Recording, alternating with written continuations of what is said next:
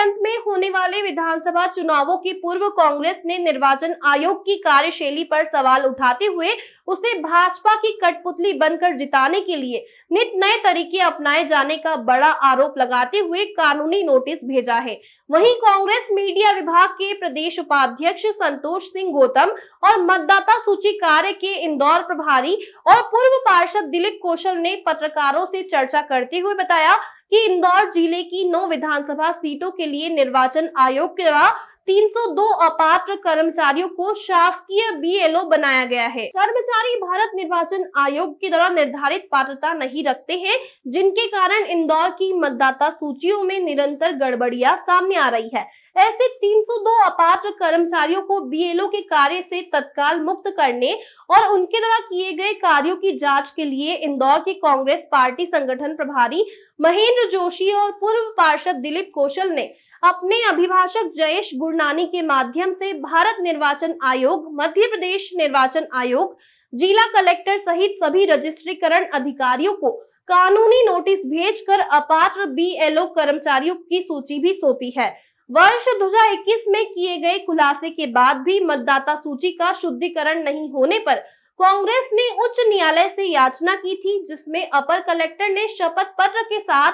पत्र देकर 2,59,000 नाम मतदाता सूची से विलोपित किए जाने का लेख किया था। और हाल ही में इस वर्ष 5 जनवरी 2023 को विधानसभा चुनाव 2023 के लिए अंतिम प्रकाशित की गई मतदाता सूची में से भी 1,35,836 नाम हटाए गए, जिसके विधानसभावार आंकड़े कांग्रेस के पास सुरक्षित हैं। तो इस प्रकार के तमाम नाम जुड़वाने और कटवाने की जो मानसिकता है वो भारतीय जनता पार्टी की शुरू से चली आई है और वो 2023 के चुनाव में उनकी बौखलाहट है, क्योंकि उनको पता है, विभिन्न सर्वे ये बता रहे हैं कि उनकी जमीन नीचे से खिसक गई है और इसलिए मतदाता सूची की गड़बड़ियों के माध्यम से चुनाव जीतना चाहते हैं। तो मैं ये कहता हूँ कि हमारे ये नोटिस में आदरणीय महेंद्र जोशी जी और दिलीप कौशल जी ने अपने अभिभाषक के माध्यम से जो नोटिस भेजा है उसमें ये बताया है कि मतदाता सूची के लिए जो निर्धारित बीएलओ होते हैं उनकी पात्रता होती है, या तो वो टीचर्स हो सकते हैं, एग्रीकल्चर आंगनवाड़ी वर्कर्स हो सकते हैं, पटवारी हो सकते हैं, अमीन हो सकते हैं, लेखपाल हो सकते हैं,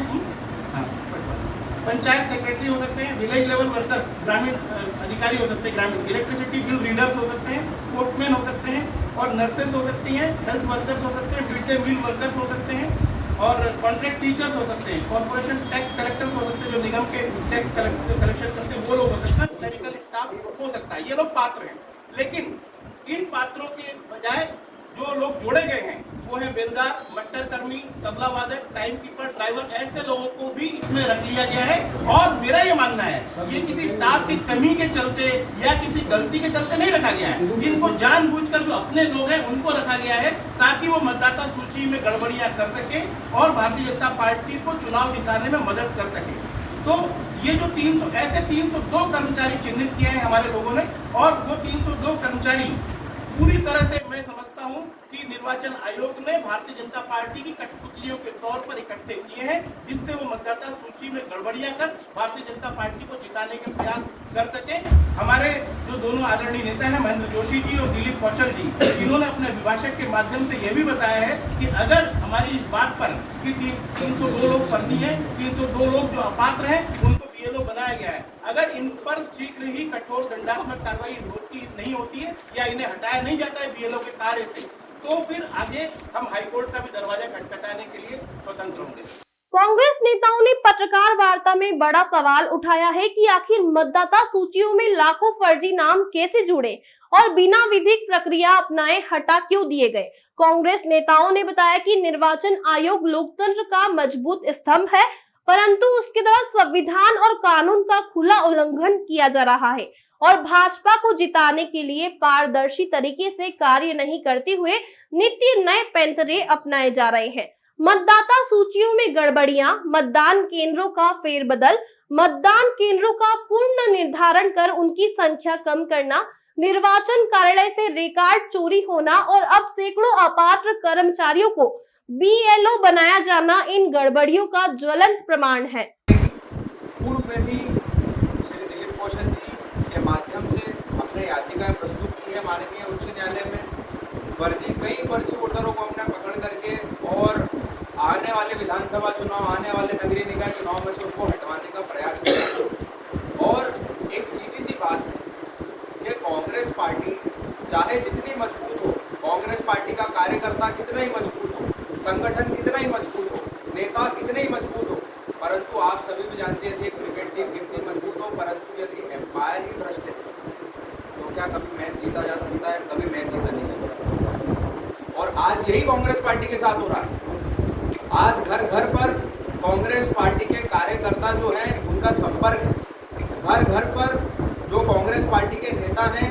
वह अपने विचार जो है पहुंचा पा रहे हैं, परंतु उसके बावजूद यदि बात करेंगे तो परिणाम जो है हमें अनुकूल नहीं मिल पा रहे हैं। तो इसका मुख्य कारण यही है कि फर्जी वोटर जो है बीएलओ के माध्यम से भारतीय जनता पार्टी के द्वारा जुड़वाए जा रहे हैं, क्योंकि यह मस्टर कर्मी और कोई नहीं है बल्कि वही लोग हैं जिन्हें सांसद जी और विधायक जी फोन कर करके उनको अपनी नौकरी दिलवाते हैं, या वही लोग मुफ्त की तनख्वाह लेने वाले। और आज इन्हीं को ही बीएलओ बना दिया गया नियम विरुद्ध। तो यह चल क्या रहा? इलाहाबाद हाईकोर्ट ने भी इस मामले का संज्ञान लिया और जितने भी इस प्रकार के जो अनैतिक रूप से जिनका अपॉइंटमेंट हुआ है बीएलओ का, उनको हटाया गया। तो मैं आपको आपके माध्यम से यही शासन प्रशासन से यही दरख्वास्त करना चाहता हूँ कि कानून की प्रक्रिया का पालन हो। आज की तारीख में कानून का राज होना चाहिए। पटवारी हो सकते हैं, अमीन हो सकते हैं, लेखपाल हो सकते हैं, पंचायत सेक्रेटरी हो सकते हैं, विलेज लेवल वर्कर्स हो सकते हैं, इलेक्ट्रिसिटी बिल रीडर्स हो सकते हैं, पोस्टमैन हो सकते हैं, ऑक्सिलरी नर्सेस एंड मिडवाइफ हो सकती हैं, हेल्थ वर्कर्स हो सकते हैं, मिड डे मील वर्कर्स हो सकते हैं, कॉन्ट्रैक्ट टीचर्स हो सकते हैं, corporation tax collectors and clerical staff in urban area. ये है इसका पूरा डाटा। और इसकी बजाय बेलदार, मट्टर कर्मी, तबला वादक, टाइम कीपर, ड्राइवर, हमारी इनसे कोई आपत्ति नहीं है, लेकिन ये लोग पात्र नहीं है बीएलओ बनने के। तो इसका मतलब साफ है कि भारतीय जनता पार्टी की सरकार निर्वाचन आयोग को अपना एजेंट बनाकर इस चुनाव को जीतना चाहती है। निर्वाचन आयोग उसका एजेंट बनकर काम कर रहा है, अन्यथा ये गड़बड़ियां नहीं होती। और मैं समझता हूं कि मानवीय भूल नहीं है कि जानबूझकर की गई ऐसी तिकड़में हैं जिससे भारतीय जनता पार्टी को चुनाव जिताया जाए।